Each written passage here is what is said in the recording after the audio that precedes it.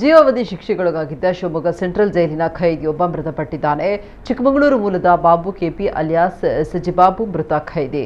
ಮಧುಮೇಹ ಮತ್ತು ಹೃದಯ ಸಂಬಂಧಿ ಕಾಯಿಲೆಯಿಂದ ಬಳಲ್ತಾ ಇದ್ದ ಬಾಬುವನ್ನ ನವೆಂಬರ್ 10ರಂದು ಬೆಳಗ್ಗೆ ಮೆಗಾನ್ ಆಸ್ಪತ್ರೆಗೆ ದಾಖಲಿಸಲಾಗಿತ್ತು. ಆದರೆ ಚಿಕಿತ್ಸೆ ಫಲಕಾರಿಯಾಗದೆ ಆತ ಮೃತಪಟ್ಟಿದ್ದಾನೆಂದು ತಿಳಿದು ಬಂದಿದೆ. ಪ್ರಕರಣವೊಂದರ ಸಂಬಂಧ ಚಿಕ್ಕಮಗಳೂರಿನ ಜಿಲ್ಲಾ ಮತ್ತು ಸತ್ರ ನ್ಯಾಯಾಲಯ ಬಾಬುಗೆ ಜೀವಾವಧಿ ಶಿಕ್ಷೆ ವಿಧಿಸಿತ್ತು.